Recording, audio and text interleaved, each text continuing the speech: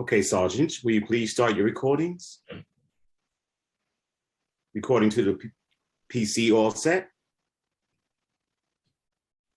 I can gavel in. Recording to the cloud, all set.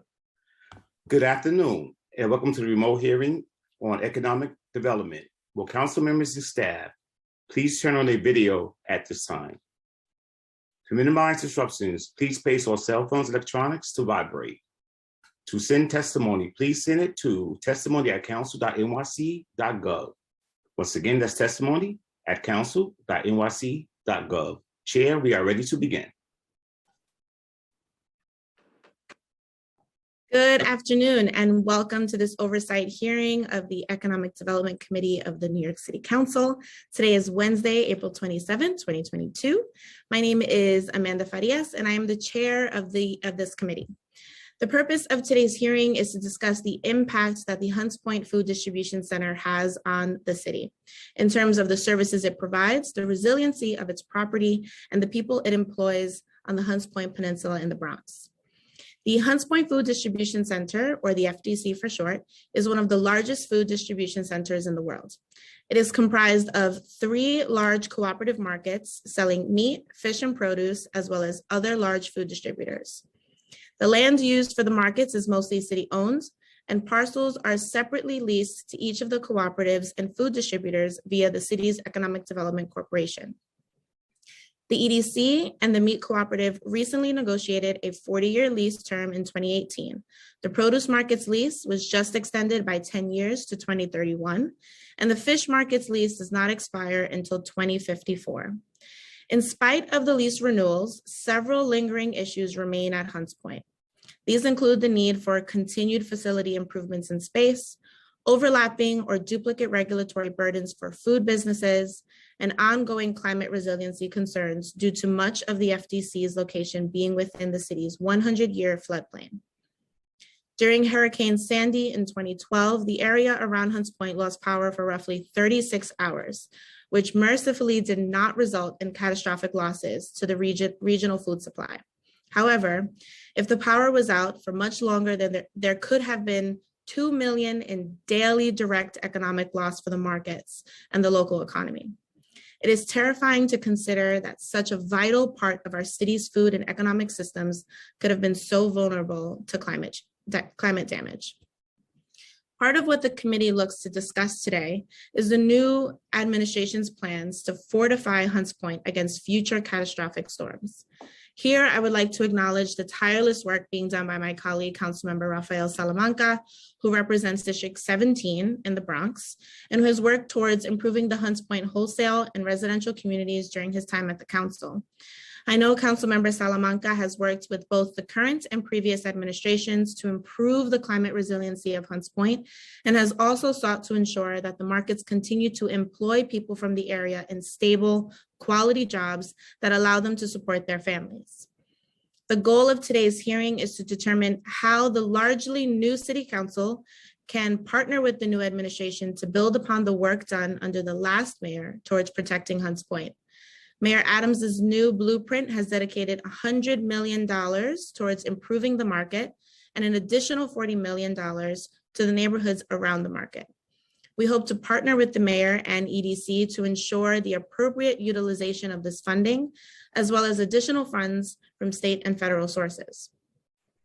We also plan on discussing what ongoing steps the new administration is taking in the areas of flood proofing and energy resiliency, how union labor is being employed at the markets, and the challenges the markets are facing with respect to expansion and further infrastructure development. In addition to the Economic Development Corporation, we look forward to hearing testimony today from the Business Integrity Commission, which plays a vital role at the market in its enforcement capacity. With that said, I would like to take a moment to acknowledge the other council members present today, Councilmember Salamanca, as I mentioned, and Councilmember Ari Kagan. I'll now turn the floor over to my colleague, Councilmember Rafael Salamanca, to say a few words.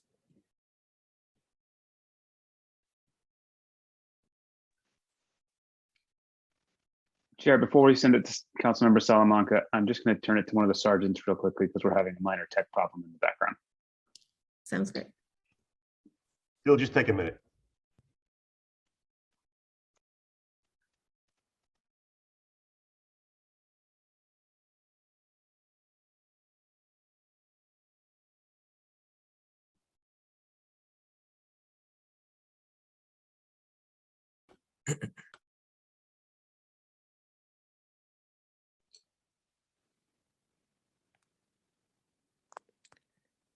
Thank you. Thank you, Chair Farias. Sergeant of Arms, let me know when I can give my brief statement. As soon as we get the situation corrected, we'll let you know. Thank you.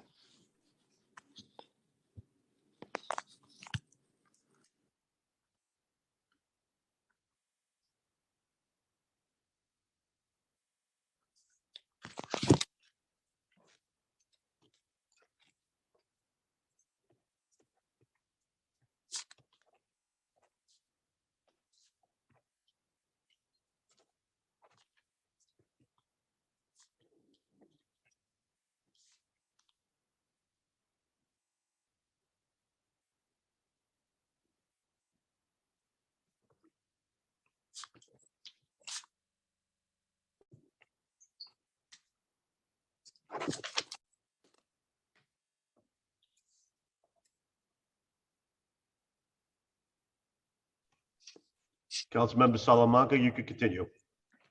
Thank you. Thank you, Sergeant of Arms. First, I want to thank Chair Farias for putting together this important hearing on the Hunts Point food distribution centers as a whole. You know, the markets at Hunts Point as a whole, and the markets have played an important role in my life, just like it's played an important role in thousands and thousands of New Yorkers' lives. My dad worked in the Hunts Point produce market for over 18 years, and he was a proud member of Teamsters Local 202. And it was through that good paying job as a union member that he was able to provide food in our tables.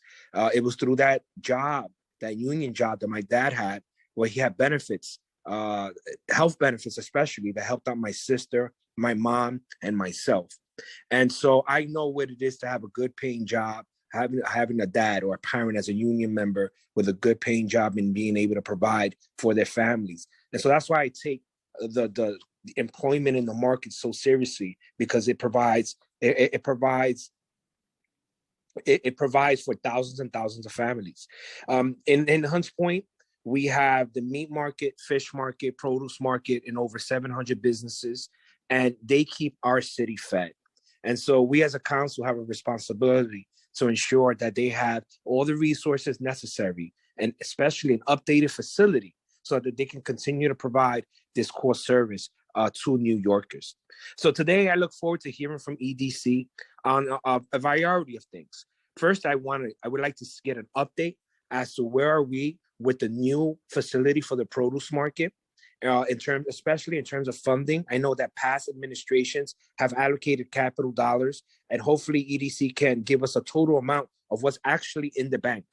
I would like to get an update from EDC as well as to where are we with the capital needs that the meat market needs. You know, they need a new facade. They need a new system in terms of cold air. But most importantly, years ago, in the past administration, in conjunction with my office, we allocated funding in the meat market for a power grid. I would like to get an update from EDC as to, is the power grid working? If not, why isn't it working? And I also would like to get an update from EDC in this hearing in terms of where are we with the capital needs for the fish market. And finally, I'm excited to see that there's someone here from BIC. The BIC plays an important role because they have oversight, ensuring that, you know, there's no organized crime and that things are being done the way they should be done legally. But I'm interested in knowing BIC's oversight now in terms of the fees that they charge every business, the fees that they're charging every individual employee that works in these businesses. And finally, I want to talk about the overzealous enforcement from officers from the BIC in terms of their behavior in the markets. And with that, I'm going to hand it over to you, Chair Farias. Thank you for the opportunity to speak. Thank you so much, Councilmember Salamanca, and for being here. I know this is an important space for you and in your community. Before we turn the floor over to the administration, I would like to thank the Economic Development Committee staff, Legislative Counsel Alex Polinoff, Senior Policy Analyst William Hongach, and Finance Unit Head Alia Ali for all of their hard work putting this hearing together and their continuous work with me. I'll now turn it over to our moderator, Alex Polinoff, to go over some procedural items. And right before that, I'm sorry, Alex, I'd like to acknowledge Councilmember Kevin Riley, who joined us. Great. Thank you, Chair Farias. As the chair said, my name is Alex Polinoff, and I'm counsel to the New York City Council's Committee on Economic Development. Before we begin, I'd like to remind everyone that you will be on mute until you are recognized to speak, at which time you will be unmuted by the Zoom host. If you mute yourself after you've been unmuted, you will need to be unmuted again by the host. Please be aware that there could be a delay in muting and unmuting, so please be patient with us. The first panelist to give testimony today will be Sabrina Lippman, the Senior Vice President at the New York City Economic Development Corporation. Nicholas Stabile, EDC's Assistant Vice President for Legislative Affairs, and Spiros Mustakas, the Executive Agency Counsel and Market Manager at the Business Integrity Commission, will be available for questioning. I will call on each of you shortly when it is time to begin your testimony. During the hearing, if council members would like to ask questions of the administration or of a specific panelist, please use the Zoom raise hand function and I will call on you in order. We will be limiting the first round of council member questions to 3 minutes, which includes the time it takes to answer those questions. Before we begin testimony, I will administer the oath. To all members of the administration who will be offering testimony or will be available for questions, please raise your right hands. I will call on you each individually for a response. Do you affirm to tell the truth, the whole truth, and nothing but the truth before this committee today, and to respond honestly to council member questions? Senior Vice President Lippman. I do. Assistant Vice President Stabile. I do. Executive Agency Counsel Mustakas. I do. Thank you. Senior Vice President Lippman, you may begin when ready. Thank you so much, Alex. And it's just such a pleasure to see so many familiar faces. Good afternoon, Chair Farias and members of the Economic Development Committee. My name is Sabrina Lippman, and I am the Senior Vice President at the New York City Economic Development Corporation, who oversees the Hunts Point Food Distribution Center. I am pleased to testify at today's hearing on the economic impact of the Hunts Point Food Distribution Center. I am joined by my colleagues, Nicholas Stabile, EDC's Assistant Vice President for Legislative Affairs, and Spiros Mustakas, Executive Agency Counsel and Market Manager at the Business Integrity Commission. The Hunts Point Food Distribution Center, which you will see on the slide in front of you, also known as the FDC, is the single largest geographic cluster of food sources for the city. It sits on about 329 acres. Simply put, Hunts Point feeds the tri-state area. We estimate that 4.5 billion pounds of food is distributed through the FDC every single year, and about 50% of the food that passes through Hunts Point ends up in New York City, while the other half ends up in cities across the East Coast and beyond. The FDC is comprised of over 100 public and private wholesalers, distributors, and manufacturers, including the Hunts Point Terminal Produce Market, the Hunts Point Cooperative Meat Market, and the New Fulton Fish Market. Close to 50% of the customers at the FDC are independent restaurants and cafes, 20% are bodegas, 18% are supermarkets, and 14% are food markets. The FDC provides food to more than 23,000 restaurants and engages with over 2,500 greengrocers annually. Together, the FDC is home to approximately 8,300 direct jobs, most of which are good-paying, family-sustaining jobs proudly filled by Bronxites. Previously, home to steel mills and power plants, the Hunts Point neighborhood experienced a radical shift in the 1960s as economic trends impacted legacy industry on the peninsula. At that time, the city released a bold plan to create a food distribution center on Hunts Point. The location was well positioned for the movement of goods at different and many avenues, including rail, highway, and water. And by locating New York City's primary facilities for meat and produce wholesalers at one full-service hub, it became exponentially easier for the vendors to purchase all of the food they needed in one single location. Less than a decade later, the Hunts Point Cooperative Market and Hunts Point Terminal Market were born, which are known today as the meat market and the produce market, respectively. Over the last 50 years, the way in which goods and merchandise have been moved and stored at these facilities has changed significantly. and we continue to work with the tenants at the FDC to meet these changing needs. The city has made significant investments in securing and ensuring that the food supply chain remains strong, including a $150 million commitment from the de Blasio administration to bring different parts of the FDC into a state of good repair. This investment supports FDC-wide infrastructure improvements, remediation, the construction of the new Grow NYC facility, fish and meat market improvements, and includes an allocation for the produce market's redevelopment. We are now seeking to redevelop the produce market, which opens in 1967, into a modern, resilient, and Food Safety Modernization Act compliant facility with expanded warehouse capacity, which will be critical in reducing emissions and improving traffic circulation within the FDC. Last month, Mayor Adams committed $100 million to the produce market redevelopment in the administration's blueprint for economic recovery. Redevelopment of the produce market will protect and strengthen the food supply chain on the city, regional, and national levels. It will retain the 2,000 quality jobs at the produce market. It will reduce emissions and improve traffic circulation on city-owned land in the environmental justice neighborhood of Hunts Point. It will support produce market business growth and achieve more efficient land use. And it will create a global archetype for 21st century urban food distribution. We are especially pleased to be working closely with Councilmember Salamanca on the produce market redevelopment. We are also actively working to make sure that the FDC is not only prepared for climate change, but also sustainable. Since our last hearing in 2019, in partnership with our tenants, we have made significant strides towards these goals, including providing backup power to the meat market to maintain energy continuity, HESCO barriers at the meat market to protect against storm surge, installing solar on the roof of Crasdale to power the building and provide clean energy to the community, and working with each of our tenants on emergency operational plans so that they can respond to a disaster. Fortunately, many of the buildings at the FDC are naturally elevated, limiting their exposure to Sandy-like storm surge.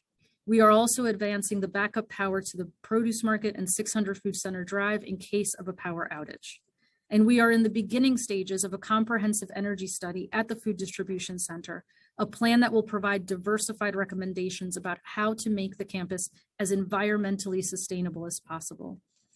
Together, our work at the FDC will grow this cluster of commerce and jobs and ensure that local residents continue to benefit from the presence of this concentration of market and food manufacturers, as well as prepare the FDC for climate change and energy sustainability. Thank you so much for the opportunity to talk about the Food Distribution Center and Hunts Point today, and we're here to answer any questions you may have.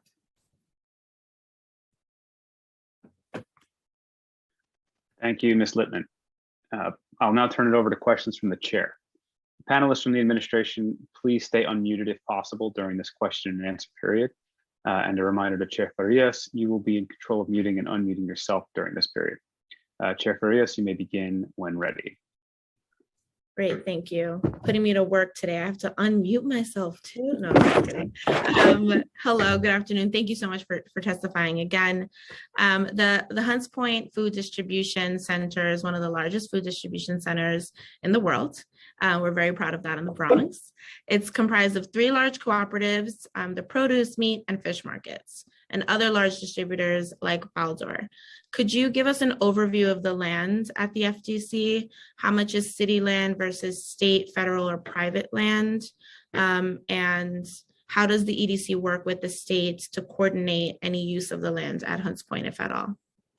Absolutely. Thank you so much for that question, Chair Farias. And sorry, we're having some audio issues on our side. It's okay.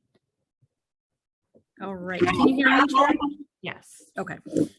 Thank you for that question. So the Food Distribution Center, the 329 acres that I referenced, are all SBS property. So it is all city-owned land. There is no state ownership of that land. And so as part of the master lease between in the city, EDC serves as lease administrator for that land.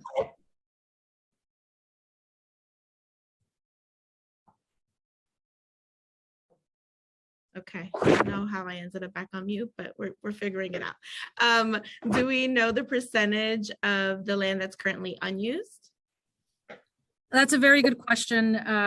In terms of the way we look at it is as parcels, so I don't necessarily have an exact percentage for you, but we are really proud that we've been able to activate the vast majority of the Hunts Point Food Distribution Center, and very few development parcels remain for the future. So we are definitely laser-like focused on finding ways to ensure that every piece of land is activated. Great. Yeah, if we can get a follow-up with just like how much is unused. And Absolutely. We will definitely circle back with your team on the exact acreage that's unused. I'd like to acknowledge council members Natasha Williams and Jennifer Gutierrez that have joined us here.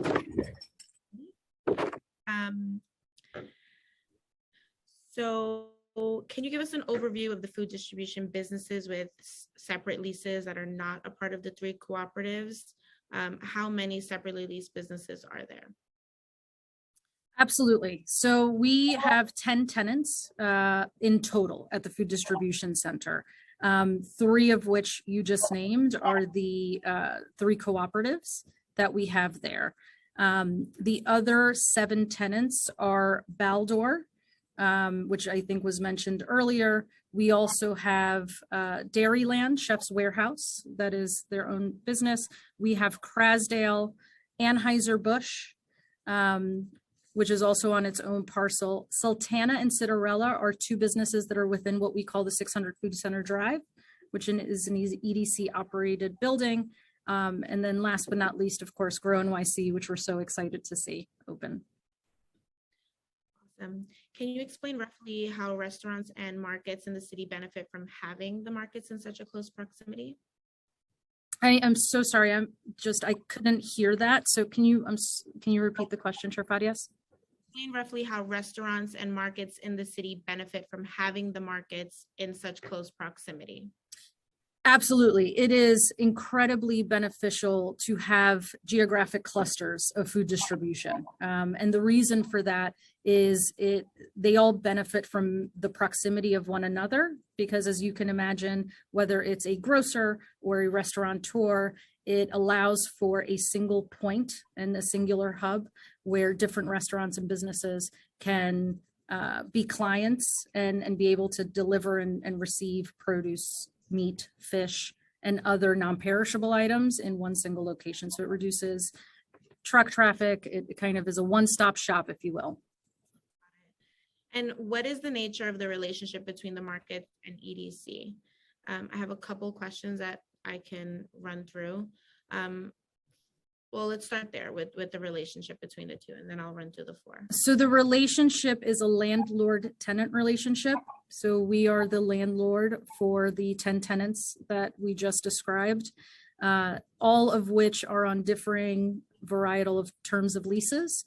And so we are what we would call the master landlord, and the tenants have significant rights and responsibilities for their land, since most of them are on long-term ground leases.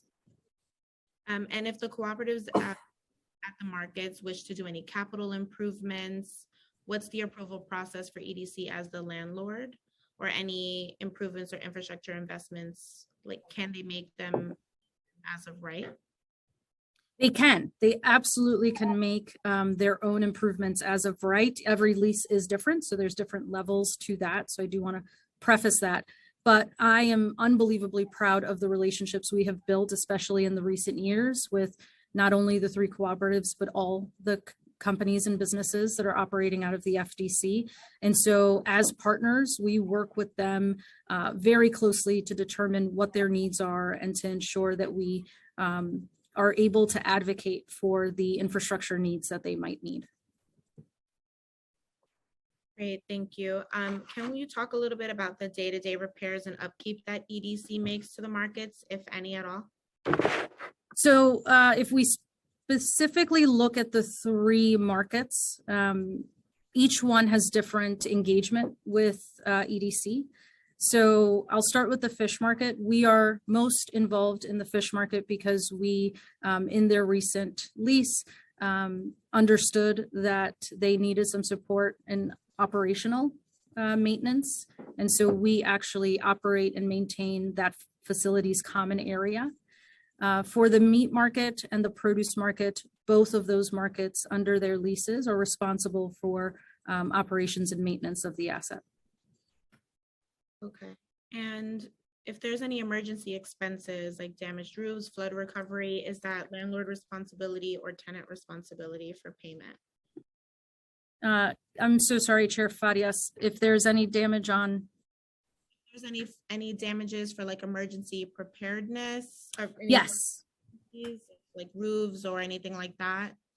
So again, each lease is unique in how it delineates responsibility.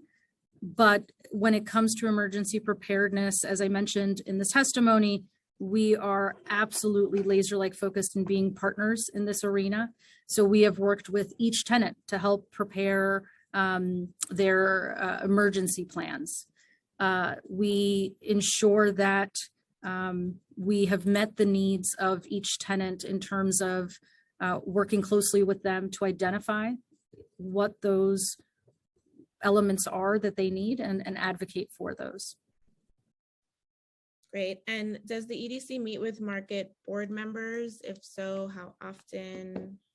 Absolutely. That also varies per lease, but we sit on the meat market board meeting. So Bruce and Andy, who I know are on the call, see me pretty often along with my team on a monthly basis. I know Phil's on the call, Phil and us over at the produce market. We are in constant communication and just meet with their board on a regular basis, especially with the conversation that we're having with the redevelopment.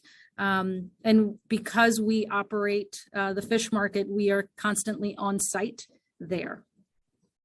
Awesome. Can you give me an idea on like recent upgrades EDC has made to the markets or maybe is planning to make? Any upgrades to refrigeration systems or energy generator systems, building structure upgrades? Absolutely. So maybe a good place to start is at the meat market, since a part of the $150 million revitalization, we made some significant investments. We are incredibly proud of the strong partnership we have built there. And we have several ongoing and upcoming city capital infrastructure improvements happening at the meat market. We've done hot water system upgrades. We are in the process of starting up paving and site improvements. As Councilmember Salamanca mentioned, we have some significant facade improvements that need to be made there. We are undergoing one building upcoming and are looking to hopefully secure additional funding for the remaining 3. We have been able to install a backup generator, which is absolutely, as you've heard over and over again, critical to ensuring that the food supply chain, particularly at the meat market, is saved and preserved. And so that scope is completed, and we are in the coming weeks turning that generator over to the meat market, but it is connected to the meat market should anything happen. A replacement of an elevation of the electrical equipment is a part of this scope, central plant upgrades. And as mentioned, we are also very interested in ensuring that we can secure subsidy and funding to improve brine tunnels, which is the refrigeration piece. Great. I'd like to talk a little bit about the individual markets themselves. I can start off with produce. The city and the produce market negotiated a 10-year lease extension in 2021 that expires in 2031.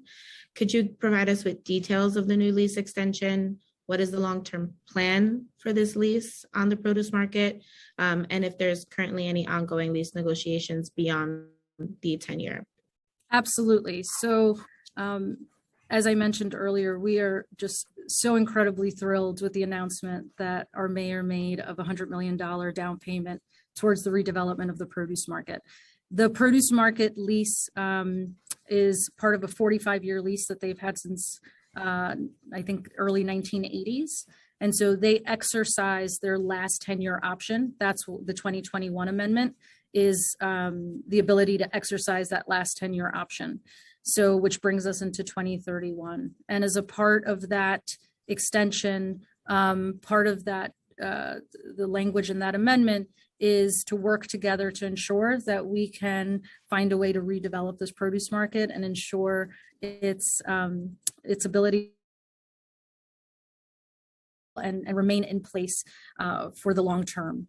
And so as we are seeking to redevelop the produce market into this modern, resilient, FSMA compliant facility with expanded warehouse capacity, we are in constant conversation with them about and are candidly in the early stages of ensuring that we build the right market for this cooperative. Great, thank you. Most of the loading docks and the produce market are used as extensions of the vendor space and refrigerated trailers running on diesel fuel. This has an adverse impact on the respiratory health, not only of the market workers, but on neighboring communities as well. I grew up in Soundview and have grown up with asthma since the age of 9. It's really, really close across the water from the market.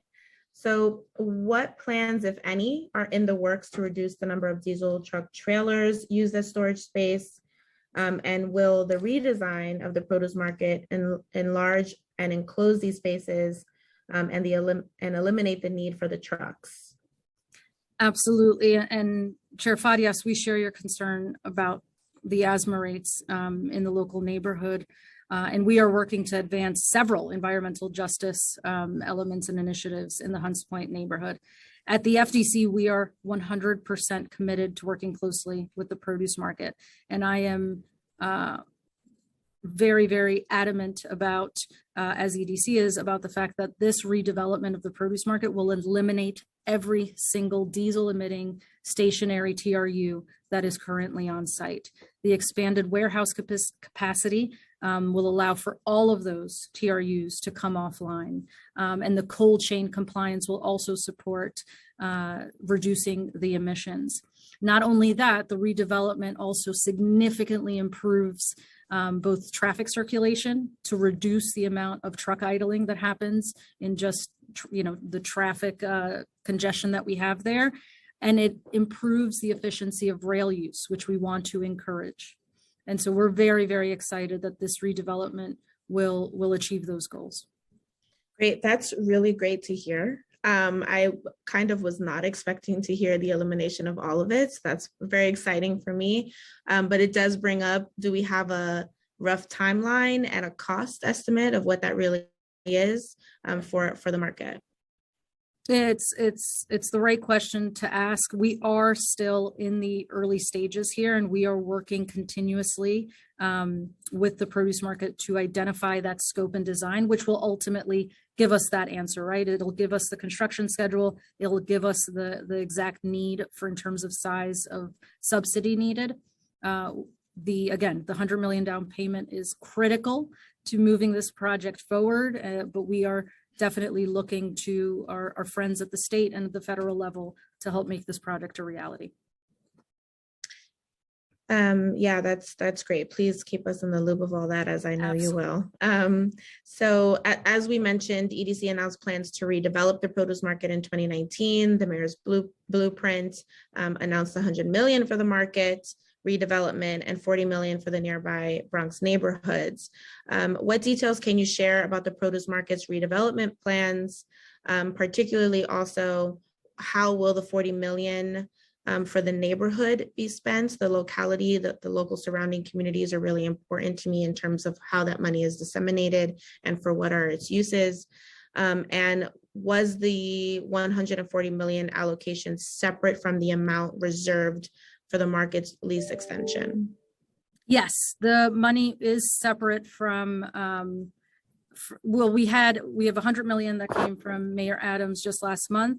That is in addition to the $30 million that was allocated in the de Blasio administration. So from the city perspective, it's $130 million total that we have allocated directly for the redevelopment of the produce market.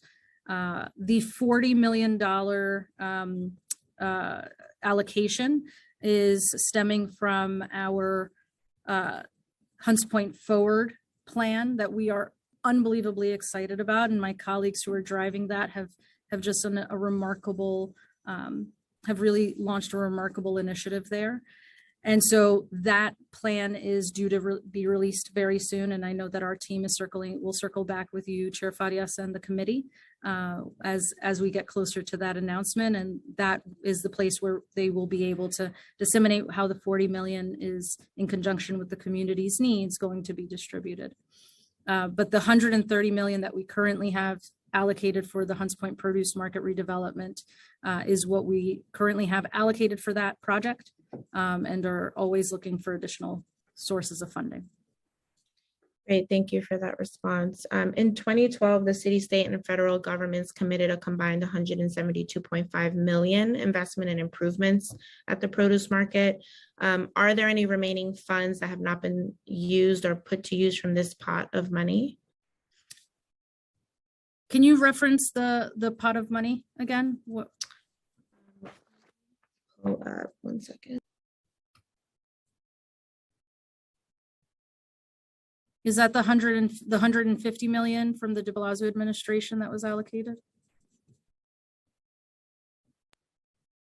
Alex, would you happen to have it in front of you in terms of the 172 total? It says, I think it was during the lease negotiations in 2012, they secured 172 million in funding for redevelopment at Hunts Point. It included 50 million from the state, 87.5 million in capital and tax incentives from the city, 10 million from the Department of U.S. Department of Transportation for a grant for freight rail improvements on the market, and then 25 million from the Federal Congestion Mitigation and Air Quality Improvement Program. So that's the 1725. That's okay. We do have the 25 million congestion air quality is funding that we consider state funding because it's like our state CMAQ grant. So that will be fully allocated, and we are working with our friends at State DOT to ensure that we can allocate those funds to the produce market redevelopment. So yes, that is there. The state funding piece, I'm not directly familiar with, the 50 million as well. So that I do need to just go back and come back to you, Chair Farias, just to confirm those numbers. Yeah, what we can do is I'll send you the breakdown that I have here. Sorry, it took me a second. I have lots of highlighted notes and always for these hearings. So we can send that to you and see and get some follow-up on it. That would be great. Absolutely. And we'll make sure to circle back with you on that. Okay, great. Thank you. The meat market's lease was renewed for 40 years in 2018. There's also vacancy city-owned property adjacent to the meat market. Are there any plans to develop that space? Is there a possibility of incorporating that space into any of the existing market leases? We are always interested in facilitating the expansion of the food distribution center, and we are in current conversations with the meat market in regards to that site. Awesome. In 2012, USDOT, as I just mentioned, awarded 10 million grant for freight rail improvements at the produce market. Were these improvements made? Are there other freight rail improvements that the city is seeking to make through Freight NYC? Yes, those improvements were made to the Sawtooth Rail back then, and those improvements were completed, and it allowed for us to be able to increase rail capacity there on the for more efficient transfer of like potatoes and onions from those rail cars that come in from the West Coast. And we are always, the movement of goods by rail and freight is critical for us and helps us reduce emissions. And so we're excited with the redevelopment to make sure that we have that type of progress built in. Awesome. The next question I have is around marine stuff. I'm particularly interested in how we get back on waterways.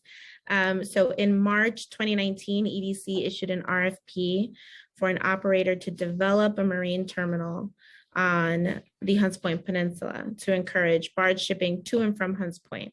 Did EDC end up selecting an awardee for the marine terminal development? And if so, how's it progressing? Absolutely. Thank you for that question. I am sorry to report in that specific instance, that RFP process failed, and that was primarily due to COVID-19 really was the factor that didn't allow that RFP to be successful. However, the movement of goods by water will provide a vital, backdoor to the food distribution center and helps reduce local truck trips. So we're seeking to find ways to ensure that we can leverage its proximity to the water. And I know that the team is working on a pilot project currently with a local distributor to start doing case studies, right? To only strengthen the case for that. And we are excited to circle back and give you the results of that project, that pilot. Okay, great. Is there any interest or plans to reissue the RFP? That is actually one of my colleagues is running that. So I can circle back with you in terms of what the next steps are for the RFP process. Okay, great. Yeah, I'd like to know, just because I would also make the assumption that the EDC allocated a pot of funds to that development of a barge. And if that pilot failed and we don't have an RFP, then how is that money getting reutilized or reallocated into an area for either movement of stuff by freight, or if that effort is going towards going back onto the water, even if it's without a barge? So awesome. Yeah, any info on that would be great. Absolutely. I'd like to ask a little bit about workforce. How many of the employees at each market are union members? We don't have an exact number for you, but I can tell you and I'm sure, Phil and I'm looking at Danny, will have tons of answers for you there, because they have a significant Teamsters Local 202 stronghold on the produce market, and the vast majority of employees are part of that union. The meat market has a meat packing union on site as well, where significant number of employees are doing that. The fish market has the United Seafood Workers Union, Local 359. And so we are incredibly proud of these good paying, family sustaining jobs that the FDC is able to provide, and are excited to continue to find ways to expand that. Okay, great. Thank you. Before I continue on, because I'm going to reorganize some of my questions, I see that Councilmember Salamanca has his hand raised, or maybe both, not sure, but we'll let him ask his question. All right. Hello, everyone.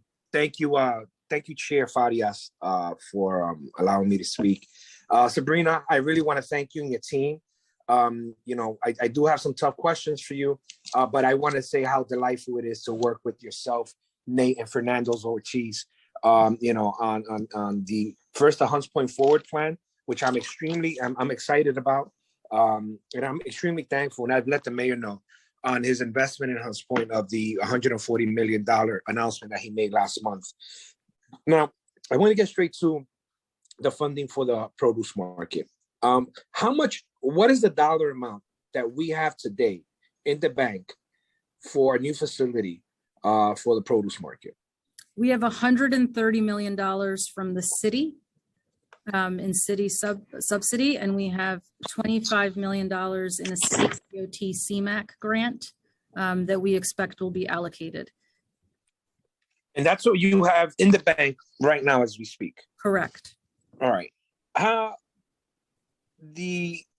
this $130 million, is that including the $100 million from Eric Adams, Mayor Adams? Yes, sir.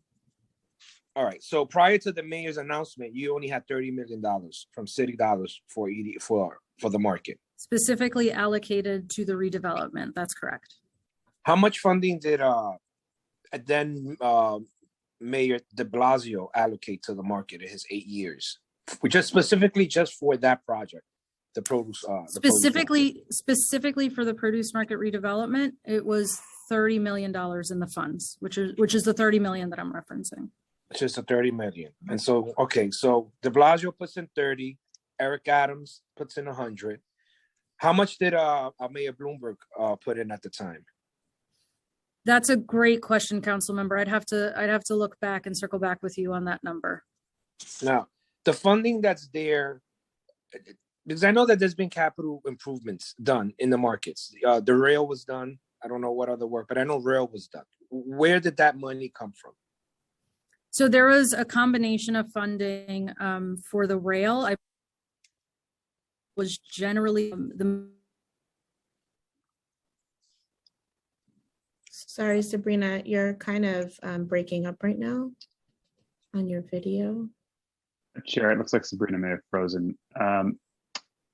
Is Nick, is your camera working? Because we can turn to Nick. Yeah, I'm here. Give us 1 second. We'll try to solve this tech issue. Sometimes we have some chunky Wi-Fi, to say the least. One moment.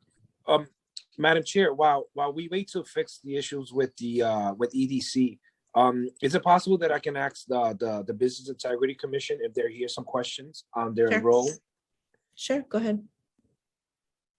All right. Is there a representative from BIC?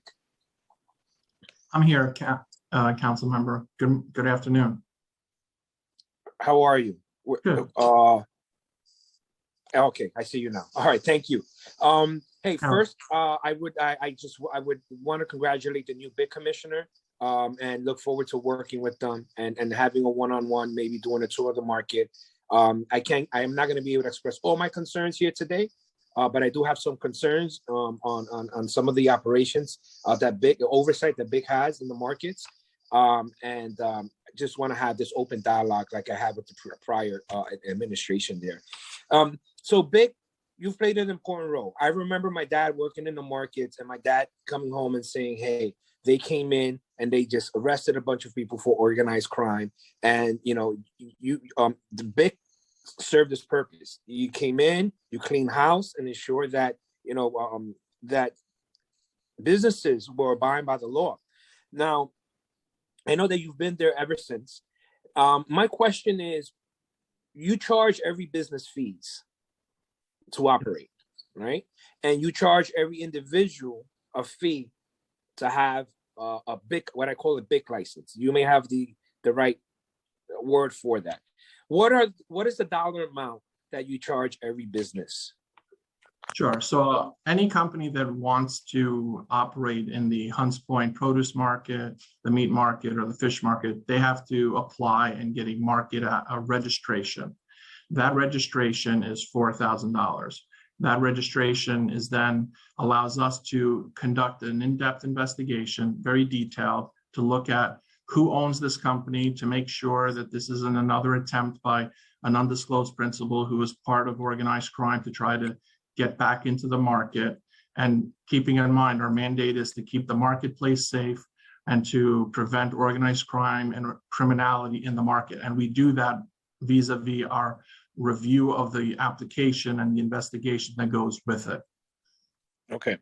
How often do businesses have to re-register or reapply or renew their registration fee?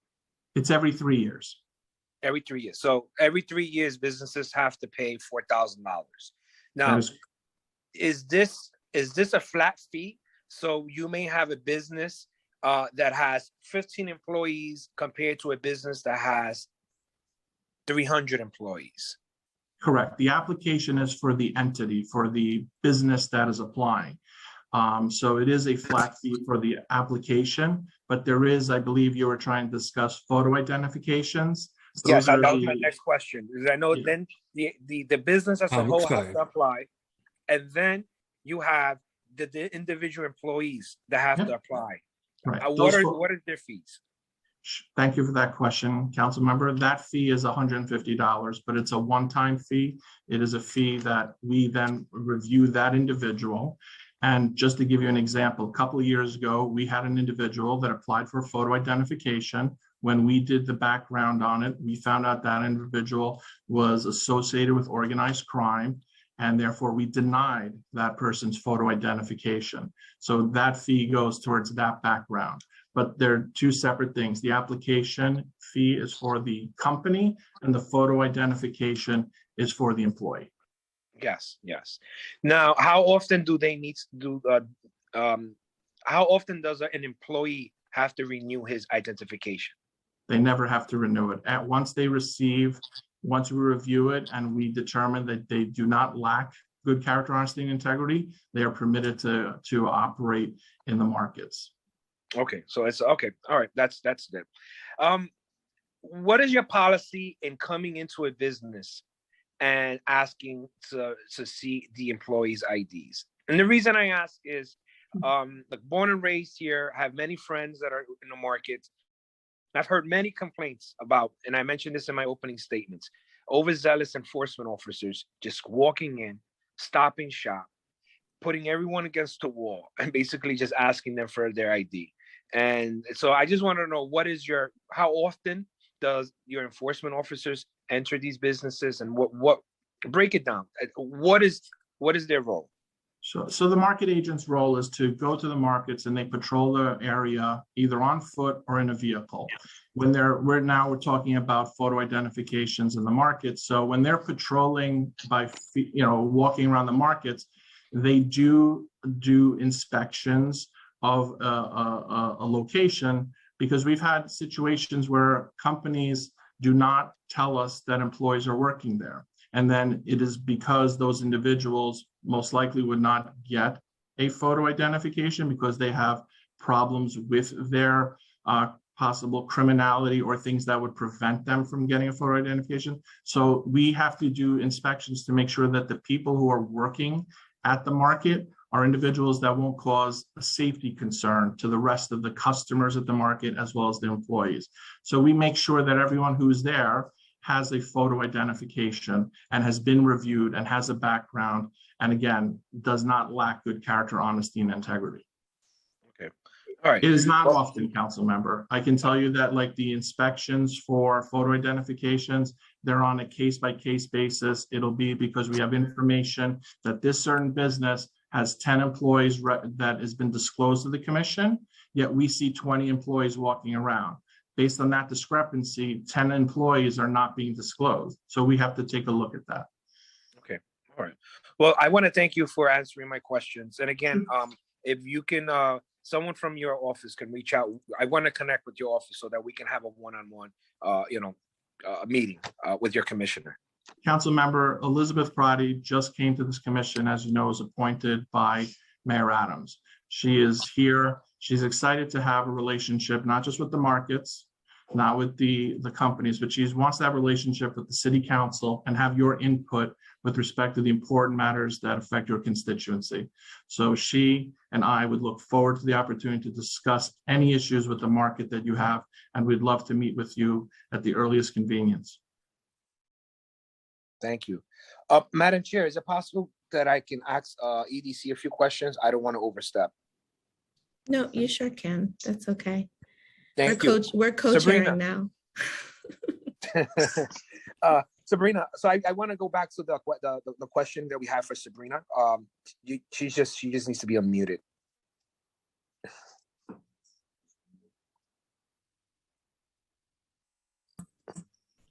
There you go. Thank you. There we go. Can you hear me, council member? Yes. Thank you. Sorry about that. I promise that wasn't on purpose. You know, I expect nothing less than to answer your questions because they're all they're all coming from a very good place. I know that. All right. So we were discussing the dollar amounts for the produce market, the facility itself. And I was trying to get an understanding of, well, you mentioned that there's $130 million that we currently have from the city, 25 million that is available, that the state has, that's available for us. I'm just what I'm trying to get at is, what's the cost of the facility? Do we have an accurate cost of what would it cost to give the produce market a state-of-the-art facility? Absolutely. So, like I mentioned earlier to Chair Farias, and as you know, council member, this is going to be a significant project, an infrastructure project that is, without a doubt, is going to need the multiples of the already committed funding. However, until we have a better sense of the scope of the project, and that's what we're working so closely with the co-op produce market to identify, until we have a true scope and design, it is it is very difficult to be able to give a number. I think we are, I'm not saying that we're not close. I think we are close, but until we have that scope and design, I would hate to throw out numbers without knowing more about the building that is getting built. Okay, where are we with the scope and design? I remember pre-pandemic, there was a sit down with then President James Patchett that we had with the leadership in the market. And we sat down and there was an RFEI, I believe, that was being put out there. Where are we? That's exactly right. So we released an RFEI for this project in August of 2019. We had respondents to this. We have been working with a respondent alongside the produce market cooperative the entire time, and where we are currently is nailing down what is that scope, what is that final design, so that we can attach a number to it and we can attach a construction timeline to it. That isn't stopping us from going out and talking to our friends at the state and federal level to find additional subsidy, but we really need to kind of fine tune that scope in order to be able to get to that number. I would say we are likely, to us, we are going to be circling back with you, with the committee. You are one of the first folks we're going to circle back once we have a better sense of the amount that we're talking about. All right. Do we have a timeline as to when we'll have the scope and design ready? A lot of that is dependent on how the conversations with the cooperative go in terms of the needs that they have for this new market. And that is inclusive of building, of circulation, inclusive of rail. We are in constant conversation with them. If I had to come back to you, I would say that we will absolutely come back to you with an update within the next month. And we expect that within that month, we would be able to make significant progress to come back to you and give you those details. All right, thank you. I'm going to hand it off to you, Madam Chair, and then I'll stick around for a second round of questions. Great, thank you so much. Awesome, thanks. I'm sorry about your tech difficulty earlier, and I do just want to say thank you for jumping in and tag teaming Mr. Moustakas for helping in the time being and for sticking around. So I'm gonna ask some resiliency questions because I'm super interested in what we're looking at, and then I'll go back to some of the workforce stuff that I started with. In 2015, EDC and MOR convened an advisory working group of Hunts Point stakeholders to develop priorities and make recommendations for Hunts Point resiliency improvements. The working group recommended that the city focus on power, energy, and coastal protection as it moves forward with the improvements. EDC decided to launch a pilot project for power and energy resiliency. Can we get an update on the Hunts Point energy resiliency pilot project? Absolutely. Yeah. And thank you for asking that. So as we've stated, we are absolutely committed to energy resiliency.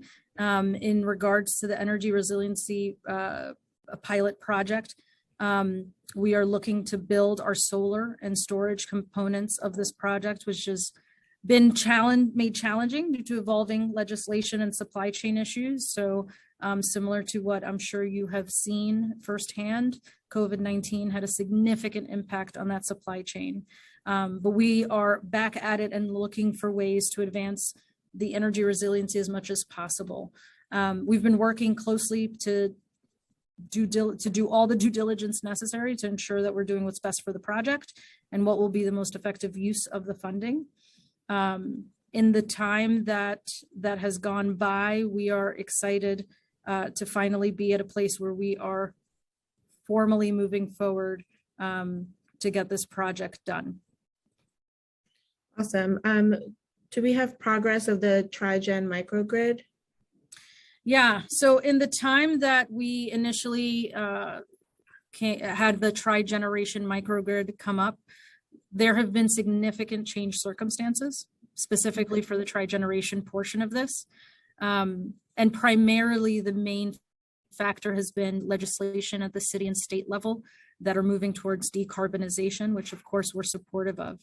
And so because of the legislation change and the moving away of decarbonization, what trigeneration does is use natural gas, but that is the burning of fossil fuels, which if we installed the trigeneration in its original concept, would be burning those fossil fuels in the long term. And so we are pivoting from that strategy, and we are looking at how we can build a grid that is based on clean energy generation as much as possible. So that harkens back to the solar piece of this, the battery storage piece of this, which is critical. Great. Sorry, go ahead. Oh, and focusing on the backup energy piece. Perfect.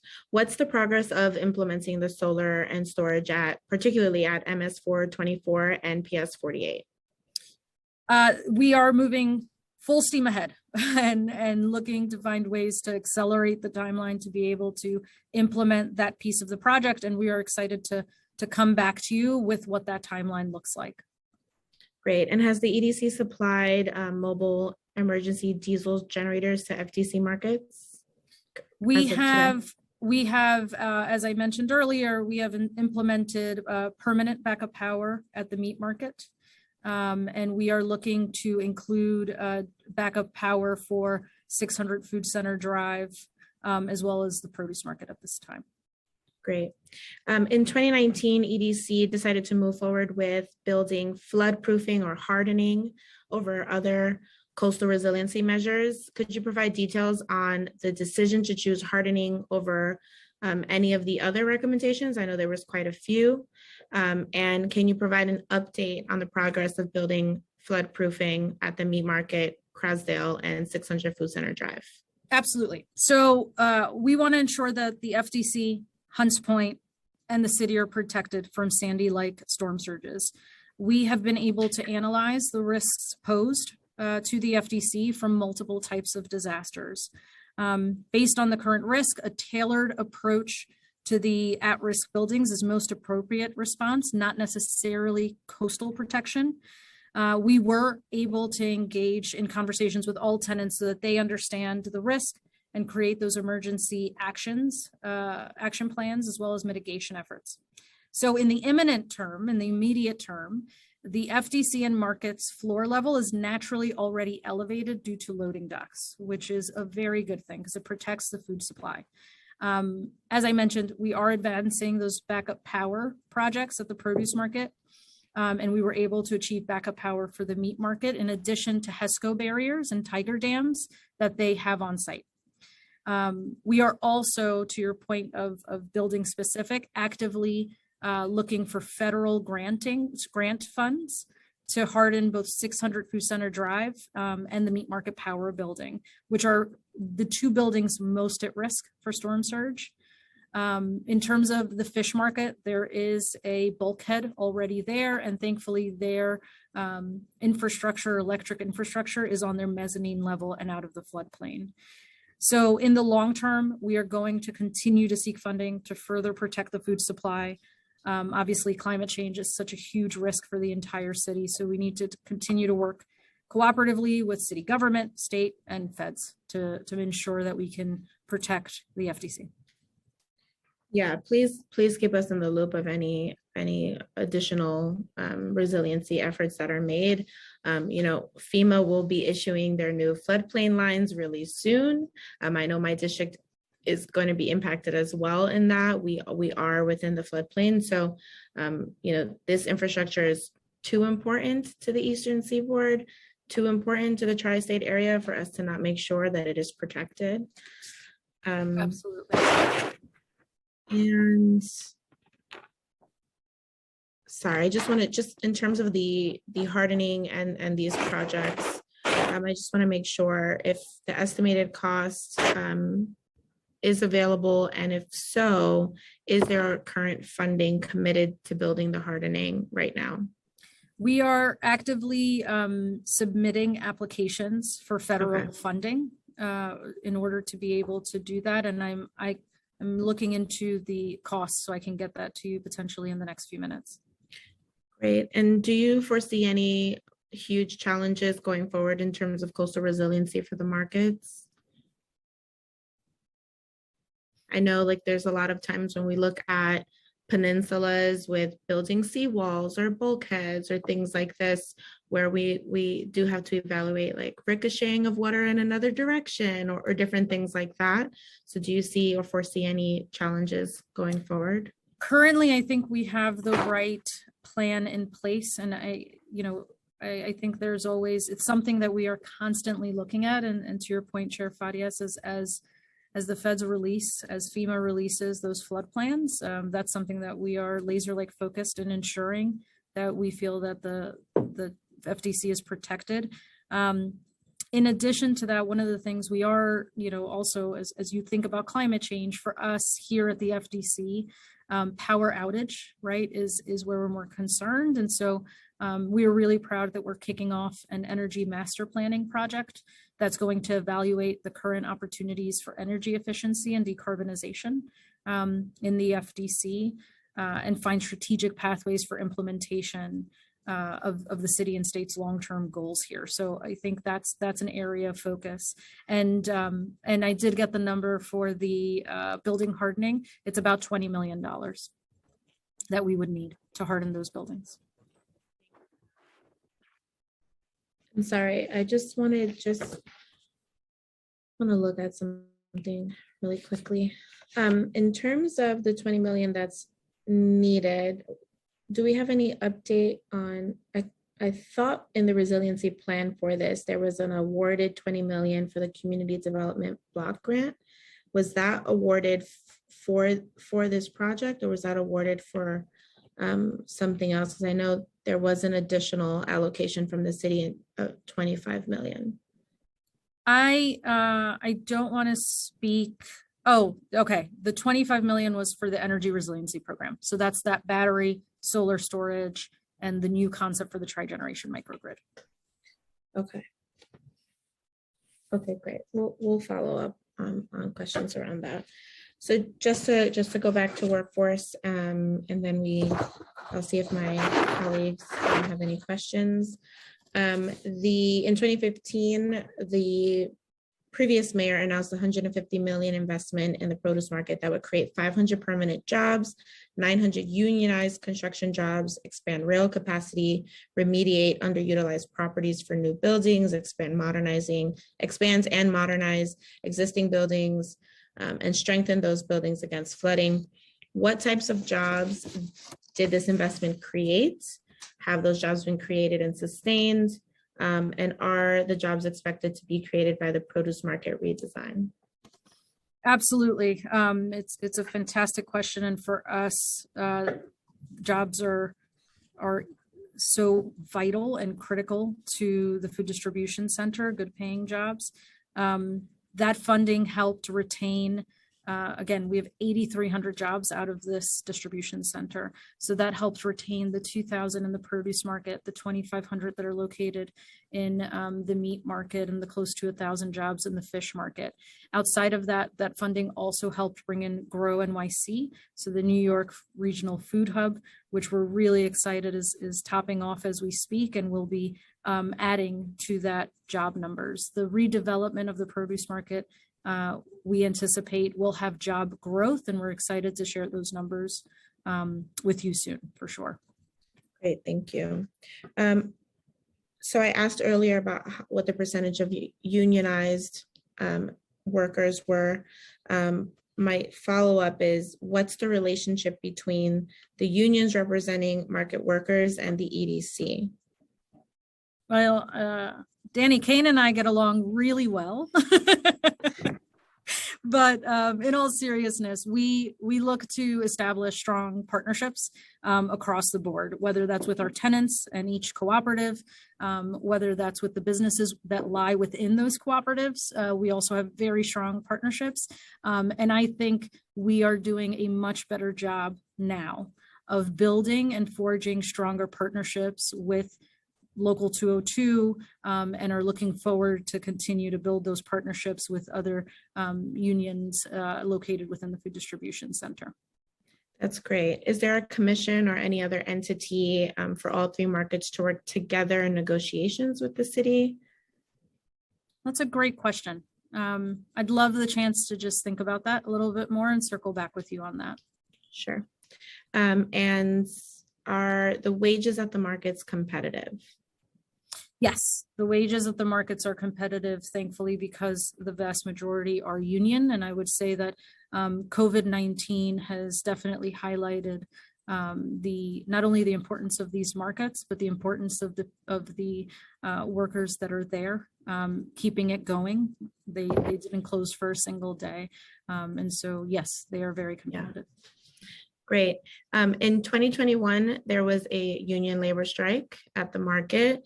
I know Councilmember Rafael Salamanca and I were there, if not every day, almost every day, along with other elected officials supporting our neighbors.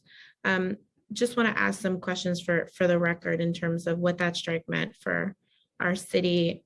How did that impact the regional food supply? I was here. That was a scary time. And I would say that for EDC, those jobs are so vital and so critical.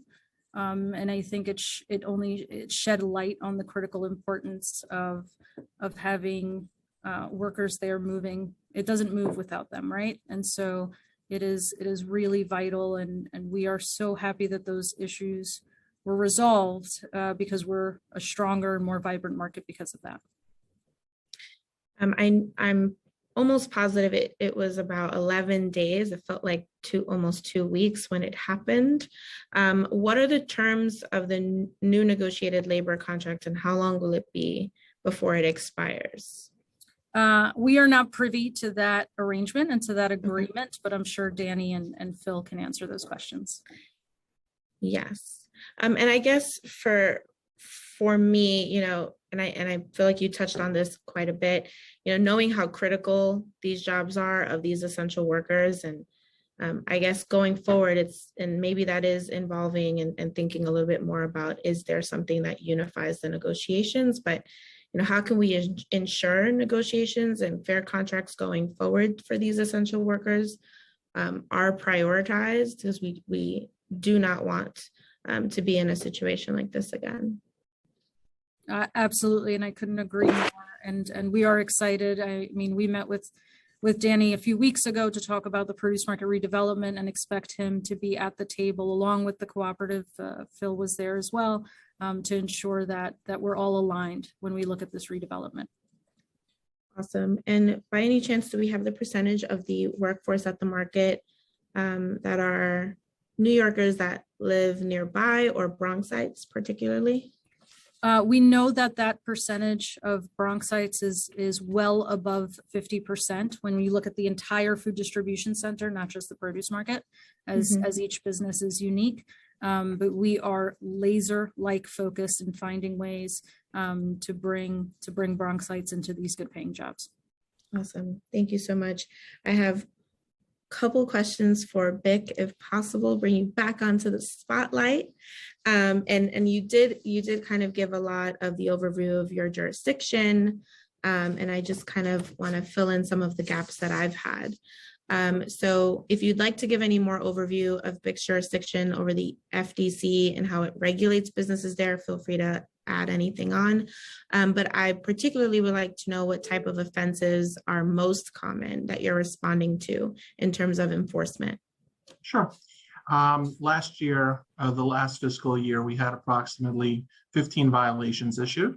So a majority of those we actually had more. We had 19 total violations issued in the last fiscal year. The response is mostly idling of vehicles, as well as unregistered activity.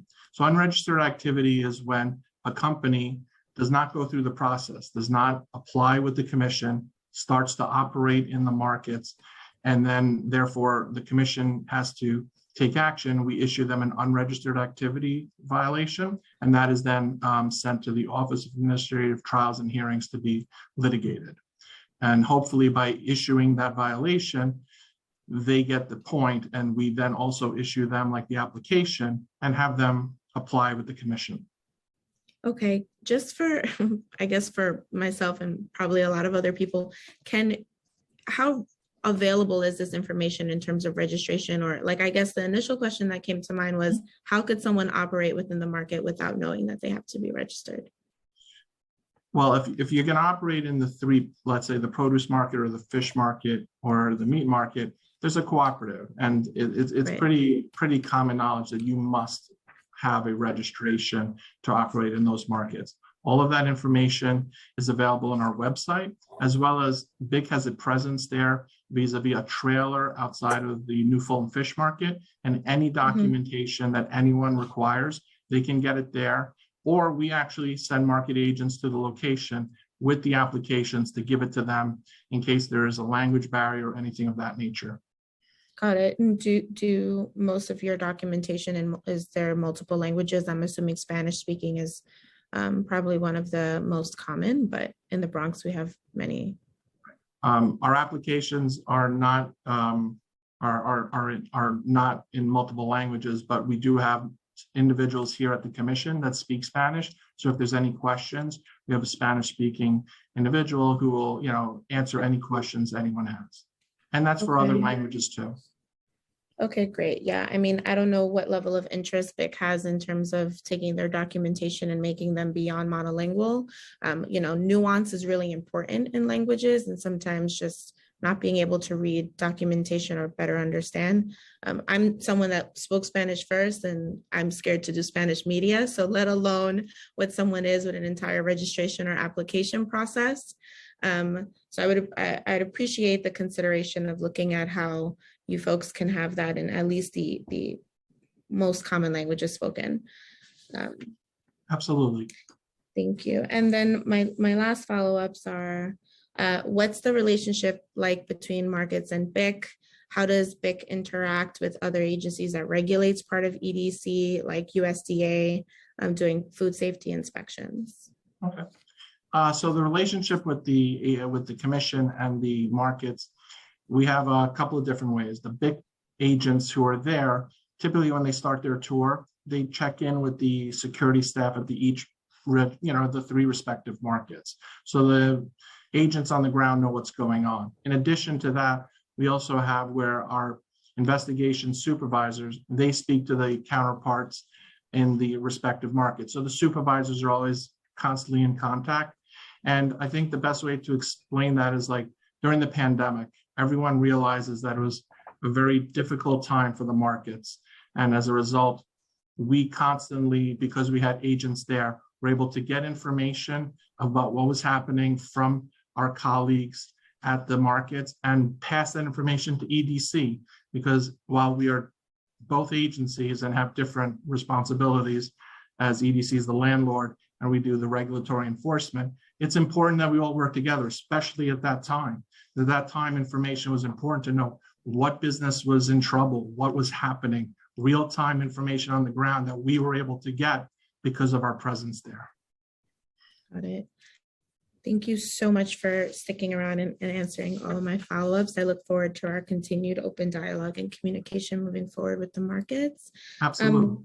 With that, I will yield my time and questions and pass that back over to my moderator, Alex. Thank you, Chair Farias. We will now turn to Councilmember Salamanca for a second round of questions. Sergeants, we will be limiting the second round of questions to 5 minutes. Okay, awesome. Thank you, and thank you, Chair. I have a few questions for BIC. What is your jurisdiction exactly? In terms of the businesses? Yep.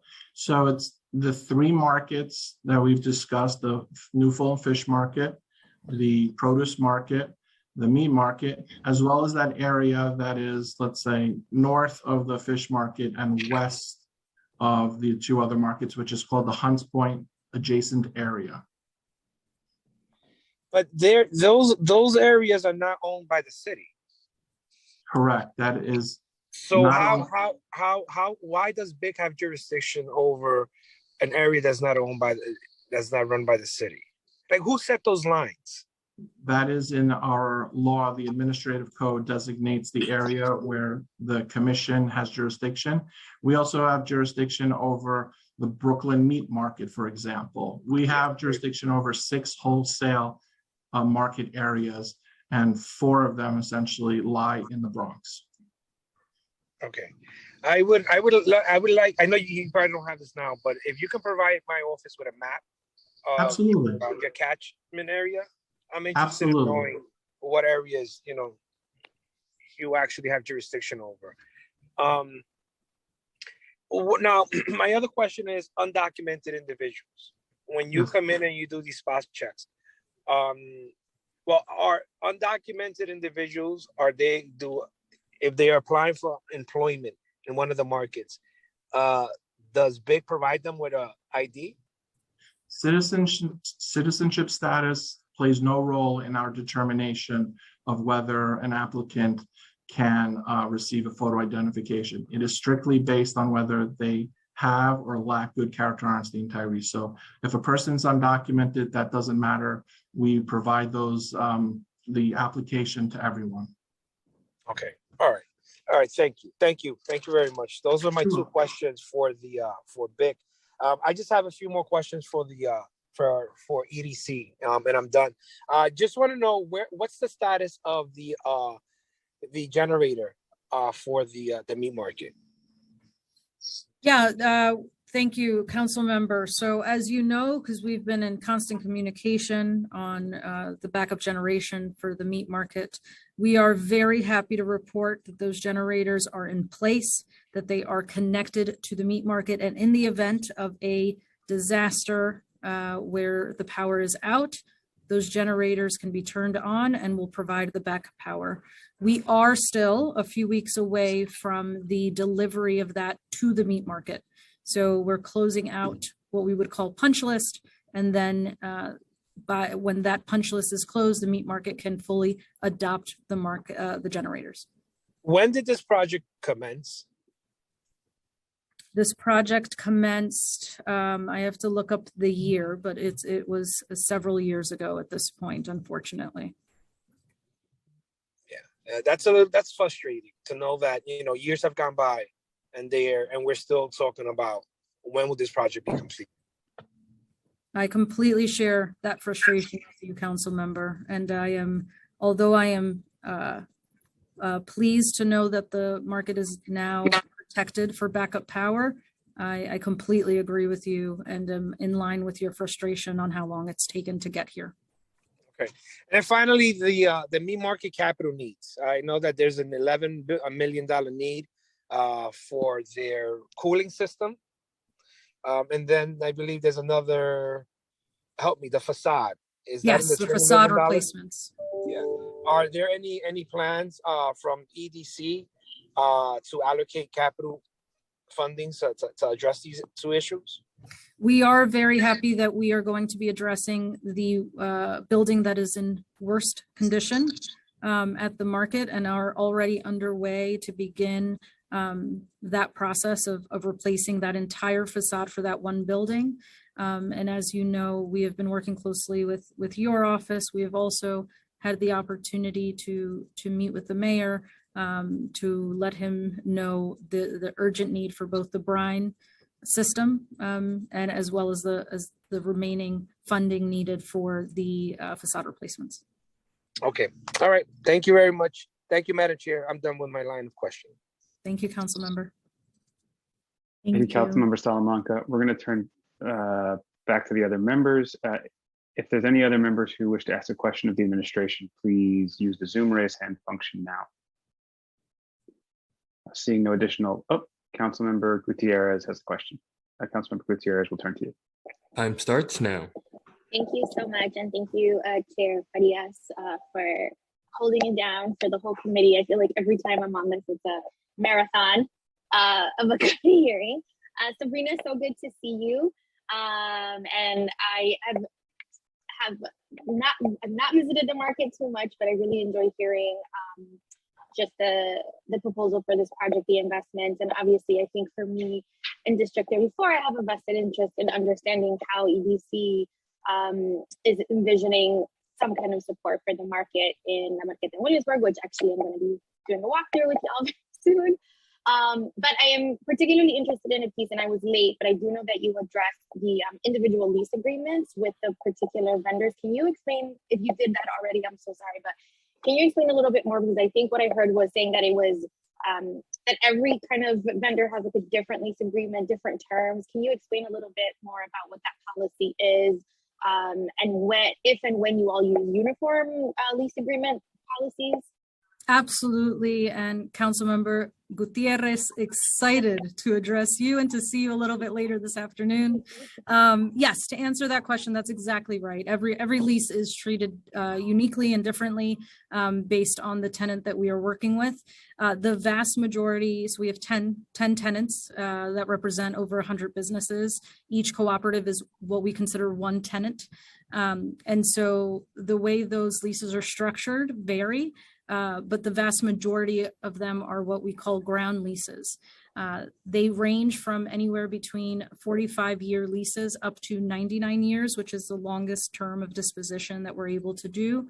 And part of that is to allow each business, each tenant, to have the opportunity to almost play owner of the space, and to allow them to invest in their own space, to find the financing in order to do that. And that term allows them the flexibility to be able to know that they have a significant amount of term to play with. That's right. Thank you. And just if you could re-emphasize, I think Chair Farias asked about the opportunity for capital investments for each individual vendor.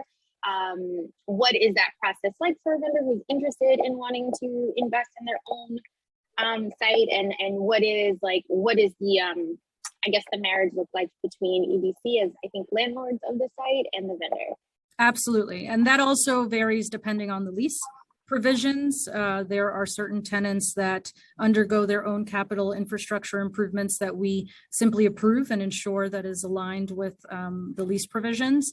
And then there are other tenants, such as the cooperatives, all three of them, that serve such a vital function to the New York City's food supply chain.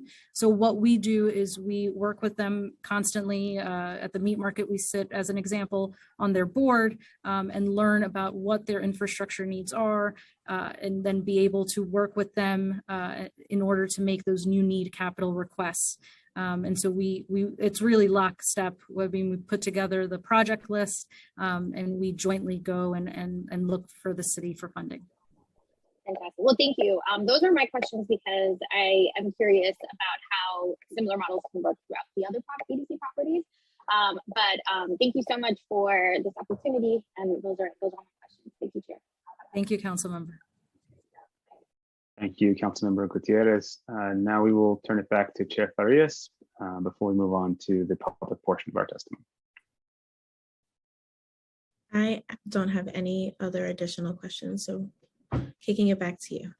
Great. Thank you, Chair. And thank you to the members of the administration for the testimony today. We'll now move on to public testimony. I'd like to remind everyone that unlike in our typical council hearings, we will be calling on individuals one by one to testify. Today, we will be limiting public testimony to 3 minutes each. Sergeants, please begin your testimony once the sergeants have started the timer.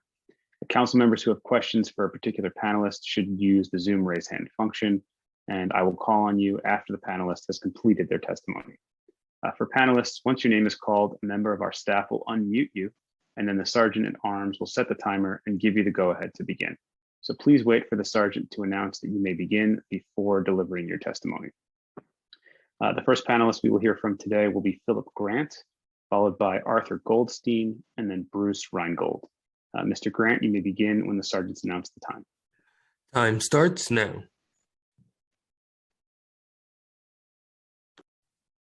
Good afternoon.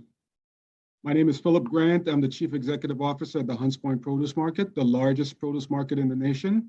Thank you, Chair Farias, and our very own Council Member Rafael Salamanca, as well as the other esteemed members of the Economic Development Committee for organizing this hearing around such a vital topic as food infrastructure. The Hunts Point Produce Market has been an essential part of New York City's food infrastructure with its roots going back to 1790 and continues to do the important work of keeping New York City fed. Keeping New York City fed for over 4 generations. The market was originally located in Manhattan and relocated in 1967 to our current site 113 acres in the Bronx. The Hunts Point Produce Market, along with several other large public markets, is known as the Hunts Point Food Distribution Center.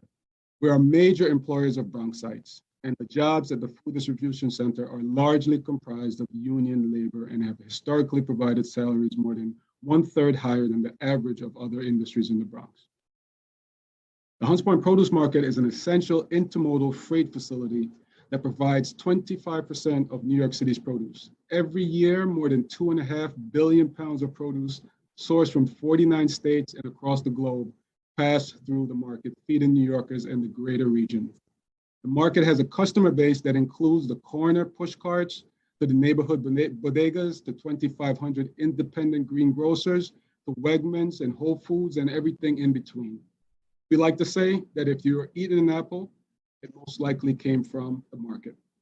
The Hunts Point Produce Market employs nearly 2,000 direct workers, 65% being Bronx-based union labor, while also supporting an estimated 7,000 indirect jobs in the region. As I mentioned before, the market was built in 1967. The market continues to work hard in an aging facility to keep pace with New York City's ever-growing food demand in the most diverse city in the world.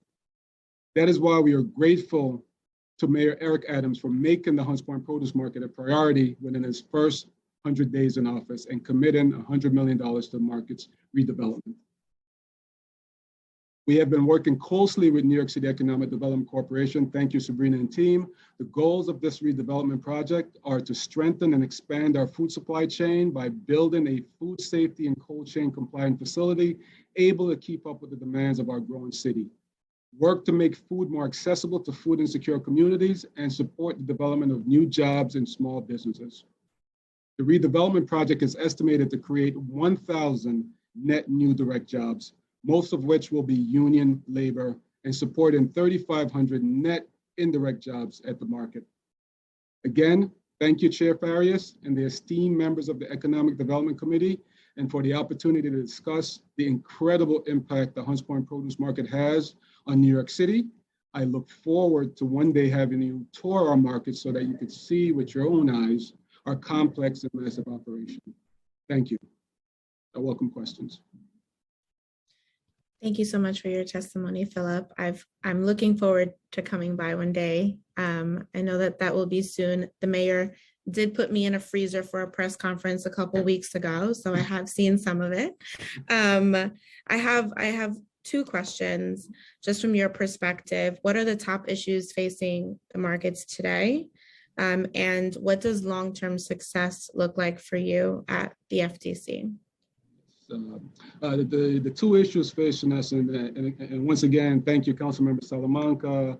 Thank you, Sabrina and team. And thank you to the mayor for this $100 million investment. The top issue facing us now is space. We've outgrown our facility. So space and age. Our infrastructure is aged. We've been here since 1967. We're well past our useful life. The city where, as Sabrina said earlier, we're working to figure out what works for our merchants. When we look at what works, we're thinking about the next 55 years. And those are some of the hard work that we're doing closely with the EDC alongside council member to figure out what works here. The next issue that's challenging for us here is just really working to continue keeping up with our labor. I mean, labor's always been a thing. Labor meaning retaining and finding folks outside of union. So those are some of the things that we're looking towards. Great, thank you. Great. Thank you, Mr. Grant. And next up, we will hear from Arthur Goldstein, followed by Bruce Rheingold, and then Dan Kane. Mr. Goldstein, you may begin when the sergeant's called time. Thank you. I apologize. My video is not working, but I work with Phil Grant doing government relations for many years for the produce market, and just want to say I look forward to having committee members visit the produce market. And I also happen to represent the fish market, so hopefully you could visit there as well. But in terms of the rebuild for the market, we are going to need an incredibly strong partnership, which we already have with the the city of New York with Andrew Kimball and Mayor Adams and the work that Sabrina's doing and her team. And we're going to need the state and the federal government. There's no way to meet the numbers that we are projecting without a strong partnership, a united city council, borough president, understanding the value of the produce market. We'll all have to work together to communicate that to the state and federal level to have a excellent rebuild. Thank you for your time. Appreciate it. Thank you, Mr. Goldstein. Next, we will hear from Bruce Rheingold, followed by Dan Kane, and then Andy Sussman. Mr. Rheingold, you may begin when the sergeants call the time. Time starts now.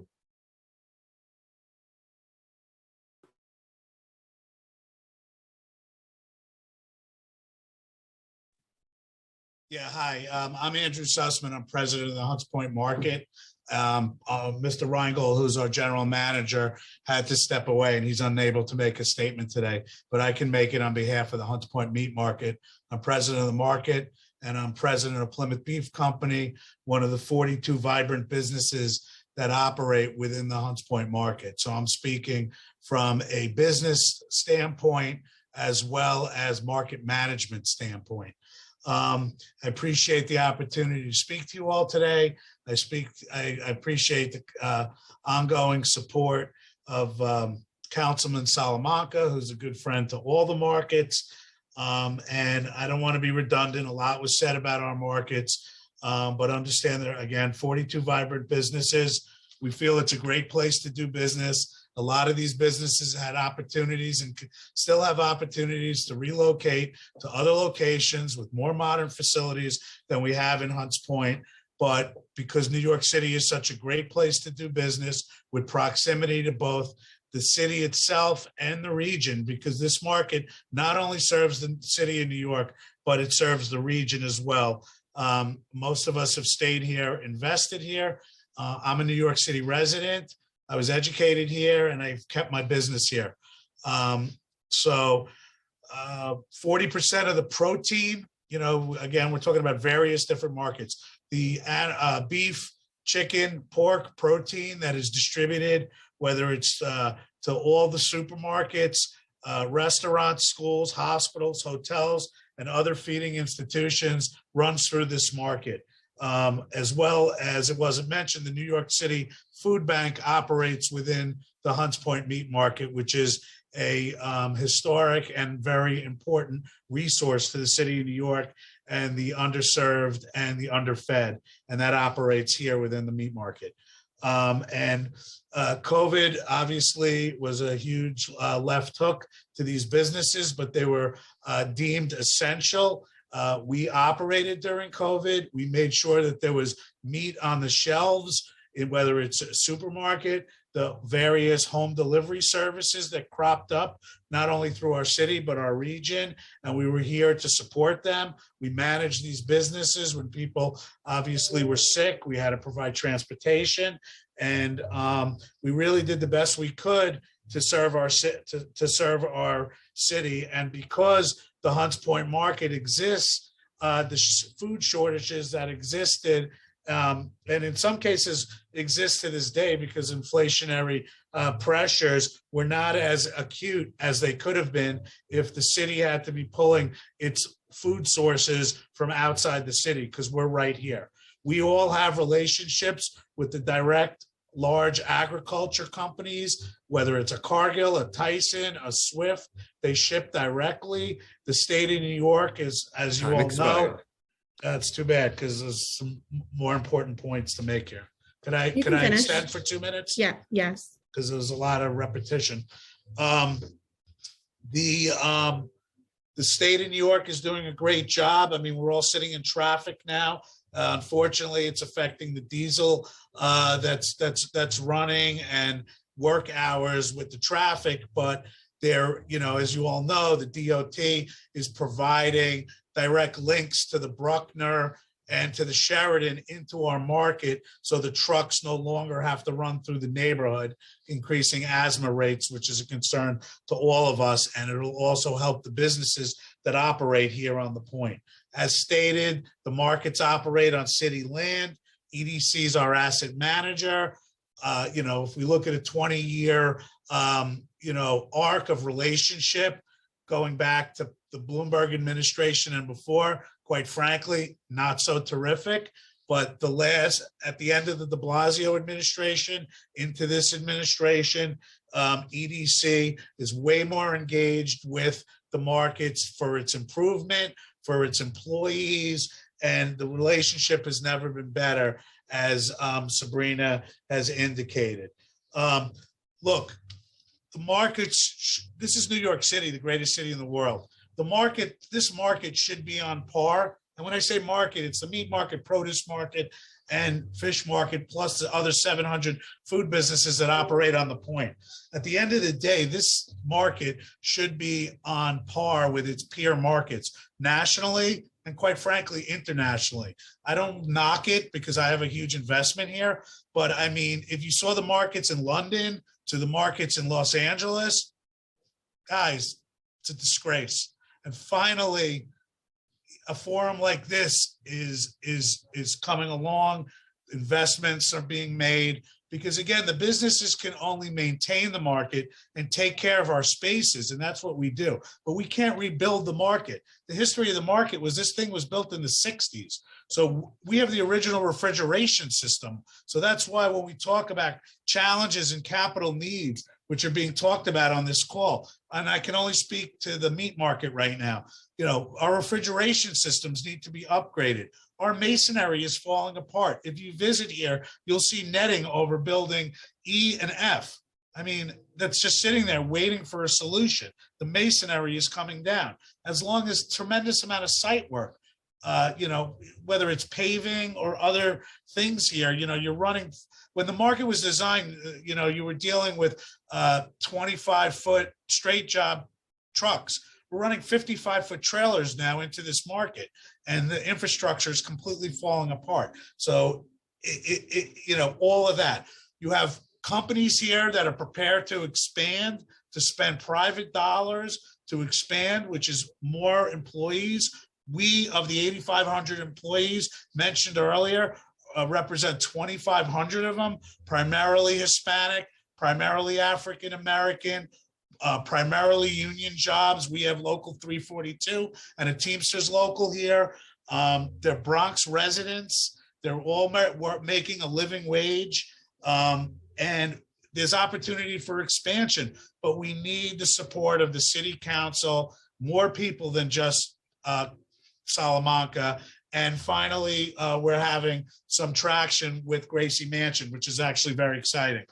The other thing, which is a big challenge, and we're dealing with I don't mean to cut you off, Mr. Sussman, but if you can do this in the next I'm wrapping it up. 20 seconds. Wrapping it up. Okay. Two more quick points. One is the red tape, even when there are public funds that are shown to us, the red tape, and the mayor, we had a call with the mayor last week. He's like, there's red tape. We don't even know why there's red tape. There is so much red tape with OMB to any of these funds. Salamanca said, how did it take so many years for the generators? Because of the red tape. And then also, not to throw anybody under the bus, but when you hire people like McKissick, this is what happens. So that's all I have to say, and I appreciate your time. I speak frankly, and, I'm in the meat business, and I'm a loyal New Yorker. I appreciate your testimony, and I took lots of notes. Thank you so much. Okay. And you can count me in as someone, along with Councilmember Salamanca, that is here to support everyone at the market. So feel free to reach out to me as well. Thank you, and I appreciate your time. And this is, these are the ABCs of me, but thank you for your time. It was a pleasure to be here today. For sure. Thank you, Mr. Sussman. Next, we will hear from Dan Kane, followed by Wendy O'Shield. Just a reminder to anybody who wishes to testify whose name has not been called, please use the Zoom raise hand function now, or submit your testimony to testimony@council.nyc.gov within 72 hours of the close of the hearing. Mr. Kane, you may begin when the sergeants announce the time. Time starts now.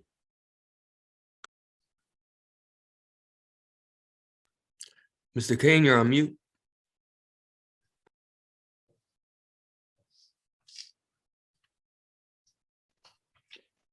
Mr. Kane, we're trying to unmute you, but There we there you go. go. Yeah. All right.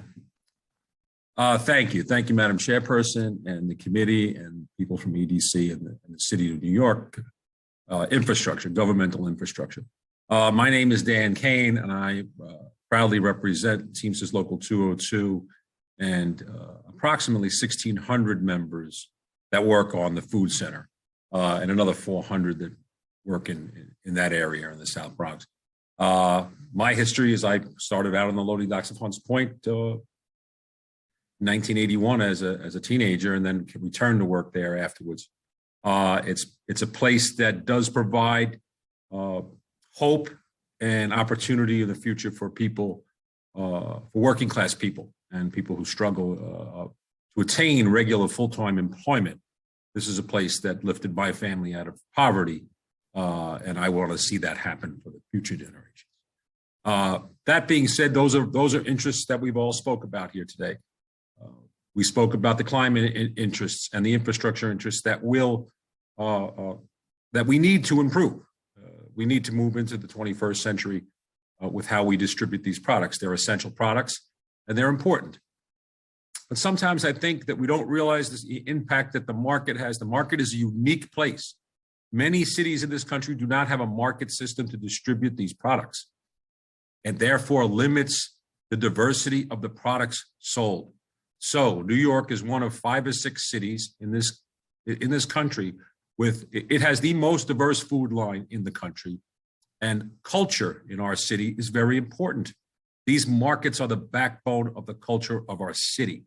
The city's #1 industry, one of the top industries, is tourism. And people come to New York City because of its culture.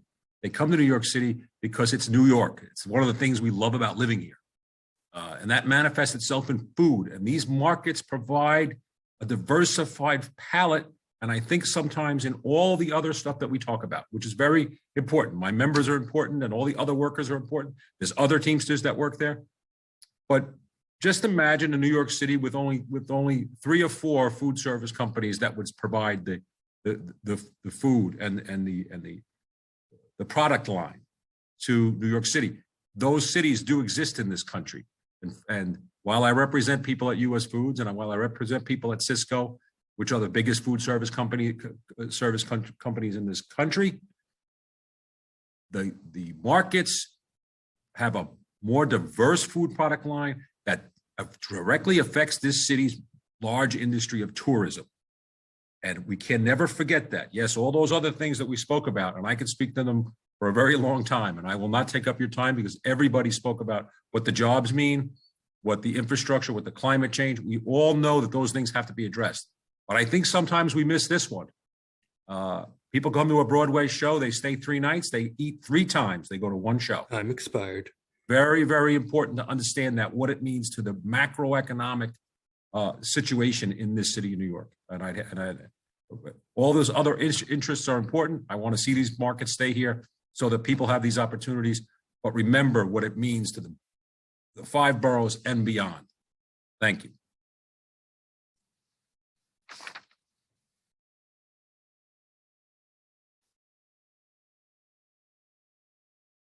If anybody has any questions for me on any one of those issues, I'll gladly answer them, but trying to stay within the time. I appreciate that. I do not have any questions, but I do want to continue the conversation on the connection between food and tourism and our city's economy, along with our food economy industry offline, Dan, if that's good. Sure. And I see we have a little issue with Alex, but I'm happy to move on to the next testimony. Wendy O'Shields, if you can unmute yourself, you are up. Time starts now. I'm actually not testifying today, everyone. I was just listening in. Oh, okay, great. Well, thank you so much. Okay, thank you. Seeing no other hands from any of my colleagues, I will move to close really quickly. Is there any procedural items before I give my closing?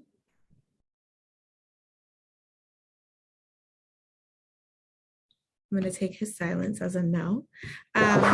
So thank you to everyone who testified today on this really important and critical issue for the Bronx, Hunts Point, and our food economy in our city. This hearing has highlighted the many projects we have going on and the need for follow-up on each of them for the betterment of a critical distribution center we have here in our city and our critical essential workforce.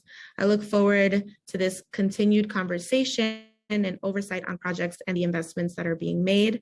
Thank you to all my colleagues, members of my committees that came and asked questions, Councilmember Rafael Salamanca, my committee and office staff for today. This hearing is now adjourned at 2:58. Thank you so much, everyone. Have a good rest of your day. Goodbye.